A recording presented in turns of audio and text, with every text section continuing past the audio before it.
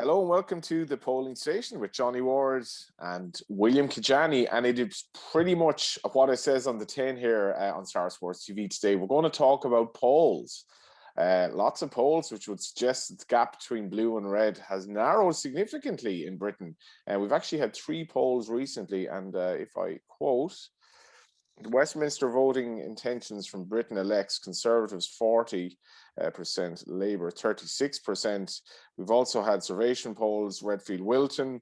The 5 most recent polls, according to John Rentoul, who's obviously the chief political commentator for The Independent. After the most recent polls, the average of 5 most recent for the 20th to the 22nd of July, William Kedjanyi, Conservatives 40%.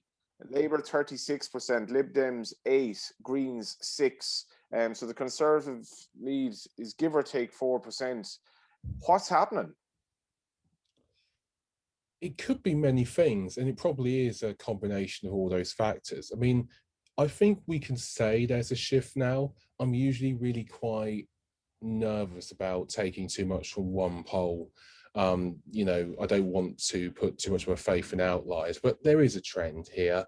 Survation has dropped from an 11-point lead to a 2-point lead within a fortnight. YouGov dropped from a 13-point lead to a 4-point lead for the Tories in 5 days, and Redfield and Wilton also moved. So, yeah, we are seeing something. We are seeing a shift. In terms of what's happening, I think that... Is it anything to do with 2 by-election defeats and kind of maybe a little bit of a kind of an augmented confidence in the side of Labour?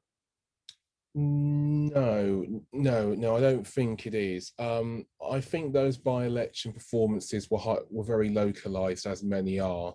There were very specific factors behind the Conservative defeat in the South East to Lib Dems and in Batley and Spen. As well, which was a razor-thin edge. It was a razor-thin majority. If Labour run a different candidate, I think we're looking at a different result and a very different narrative. I think one thing that is noticeable is the government's handling of COVID. Support for that is dropping. Which suggests that the public are perhaps more conservative on restrictions than the government is. And perhaps there's a bit more risk perceived with the full unlocking, which we've had here in England. And it's interesting to know that the government's handling of the pandemic has dropped. And also that support for Boris Johnson personally has dropped. This is with Survation, but you could map it across different pollsters and you might get broadly the same effect. Would Boris be surprised by this, in the sense of did he do the kind of, what some people would regard as reckless kind of loosening of restrictions? Did he do that for populist reasons? Is he entirely fed up with the pandemic himself? Or did he do it because he actually just wants the economy to get going again? And would he have expected a drop in his rating? I think he is fed up of all things pandemic. Do you think he's fed up of the polling station? You could never be fed up at the polling station. Although if he does watch, I don't imagine he'd like much the analysis about him. But no, there's clearly other things that he wants to get on with. I think personally, people do say he's a libertarian. I've never bought quite into that theory, but I don't think he's a pro-restriction politician. I think he wanted to do the full unlocking on the original date, was pushed back. I don't think he was moving that for any reason. I think also there is another thing at play here, which is the fairness doctrine. Basically that over the last 18 months, the government has asked voters to do huge amounts of things that go to extraordinary measures for the greater good. And when a government official is seen to be going against that, it has repercussions. And it's interesting to note, that was actually my mum calling, amazingly. But that said, the polling station will continue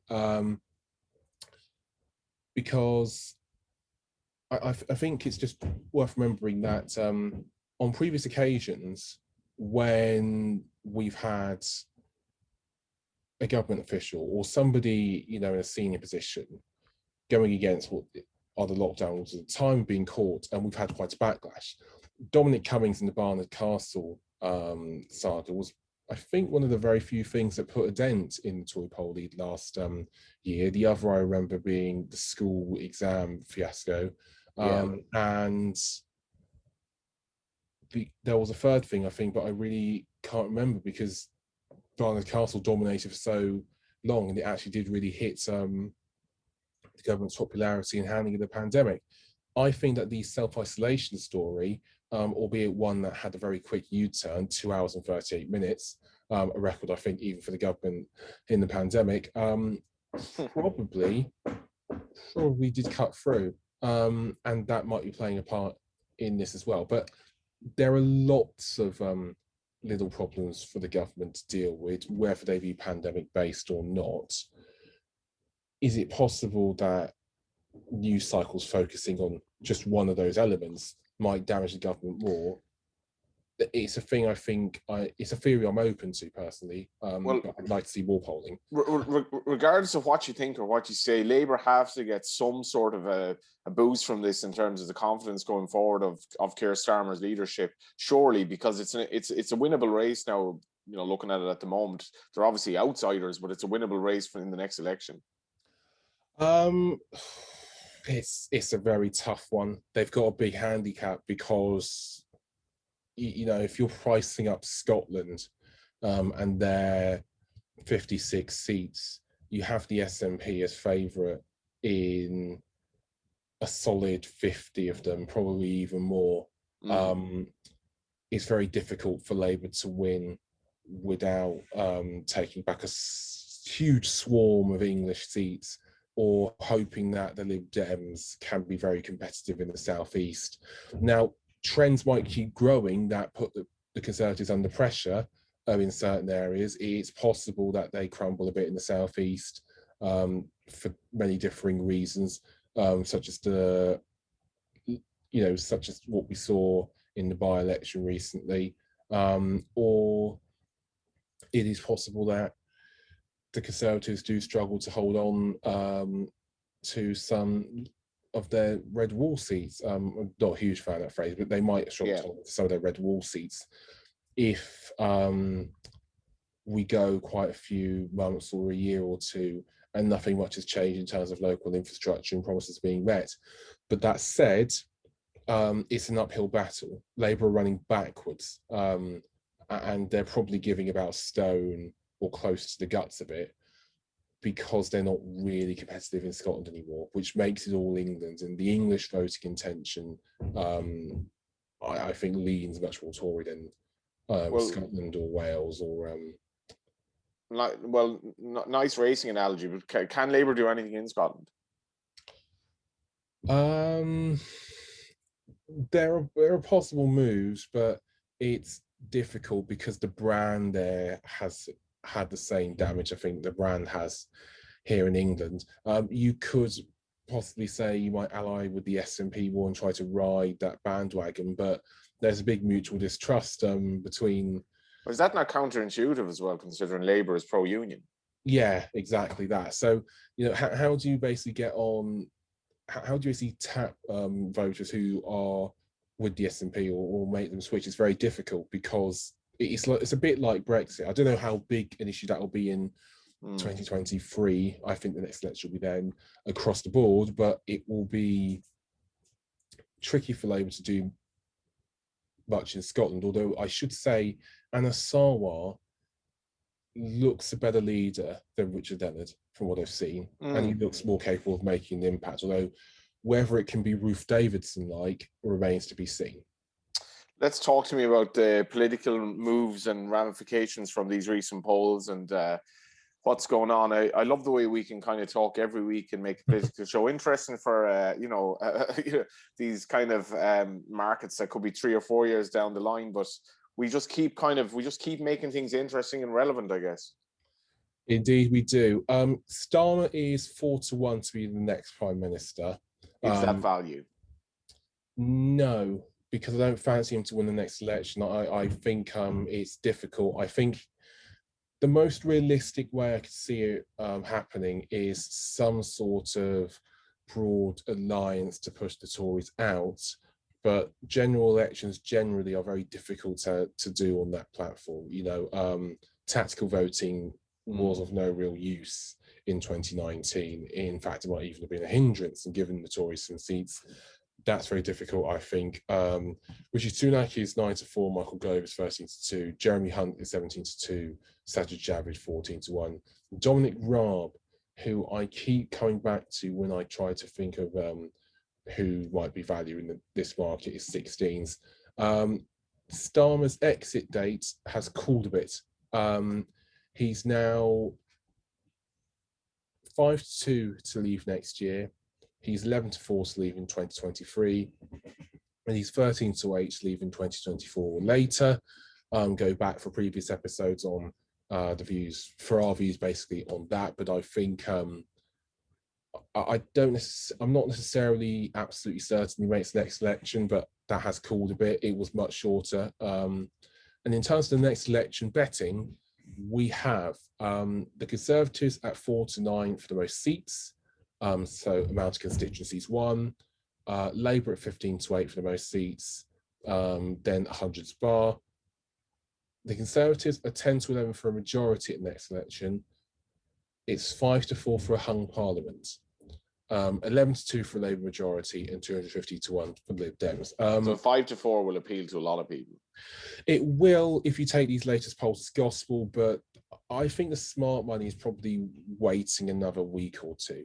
And just having a look at whether other pollsters continue to show this movement and whether this gap continues to narrow or it stabilizes. 3-4% is margin of error stuff, which I think can be influenced by a campaign.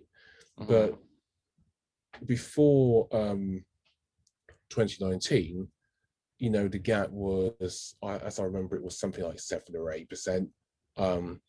There was not much happening. I think that was moving the dial there. In terms of a long-term outlook, I think you could easily afford to wait, look at the polls, look at also what happens as we go through the next month, and then make a decision based on what the averages are saying, because the averages won't be that influenced by free polls. As important as they are, I think, with discourse, you could have, let's say, amongst 5 pollsters, Tory leads of 3, 5, 9, and 8, and that would not really tell you all that much, apart from the fact that the Tories are staying where they are and Labour fluctuating. And I wouldn't want to be taking, 15-20 out the most seats, especially given the mountain that Labour have to climb in that situation. Yeah, what I find quite interesting is that I think this is effectively a car crash Conservative government led by a man who I don't think is fit to lead the country. Now, there's just reading on the BBC today, economic growth forecasts are very favourable. I think we're talking 7% or something like that for post-pandemic. The PM is predicting steady economic growth, and I think that'll be important, but wouldn't surprise me at all if more catastrophes befell this government, because we've seen plenty really in the past 12 months alone, starting with the handling of the pandemic in the first place, which I don't think people should forget. What else we got? What else we got this week? That's been our big focus this week. Parliament is in recess, so you'll see a bit of a gap in terms of, the debates, the Commons or whatever. But in terms of long-term outlook, do keep an eye on the French presidency. The polling is very tight. Emmanuel Macron is 4-6. Marine Le Pen is 130. Xavier Bertrand is 5-1. Over in the US, there is a trial about January 6th, or a committee hearing, I should say, about January 6th. Some very, very raw testimony over there. The nomination markets are still sort of bedded in. Kamala Harris is 7-4 to be the Democratic nominee in 4 years' time. Biden is 2-1. It's 14's bar. Alexandria Ocasio-Cortez leading the sort of best of the rest race. Wow. Kamala Harris and Alexandria, the AOC, that's just as an indication of where America is kind of going politically a little bit. Yeah, I mean, Harris is far more conservatively minded than AOC, and I would say I think it's probably between them. I think there's an argument for saying that if Biden gets through the first 18 months this term and things are going well, that he should be favourites again. And Donald Trump is 72 to be the nominee in 2024. If you're looking at the makeup of the Republican Party, that's a great bet. Issue with tricky legal loopholes. I could afford to wait. I know I've said back that in the past, but I think for now, wait. Ron DeSantis is 92, and that's really interesting. You know, a Florida governor running for the Republican nomination. It sort of sounds right. It's happened in the past. Trump has decent relations with him, aka he doesn't hate him, he doesn't hate his guts. Trump has have no reason to hate his guts. The party will probably fall in line with him, and he's known on a national scale. So that's interesting. And we've also got a range of long-term markets for things like Scotland or whatever. Little referendum update, it's now two's on, bottle on, that there isn't a referendum before the end of 2025. I think we knew that. I wouldn't say things have, you know, gone away there, but I noticed that all of the sort of union and peril talk now focuses around Northern Ireland, much more than Scotland and Wales, which was not the case earlier this summer. Yeah, I think we'll have a proper polling station on Northern Ireland in the future. Just seems to be something developing pretty much every week there. It really is fascinating times. But William, that was great, and enjoy the rest of Glorious Goodwood. Thank you very much. Best of luck to you as well, and thanks very much everybody for watching the polling station.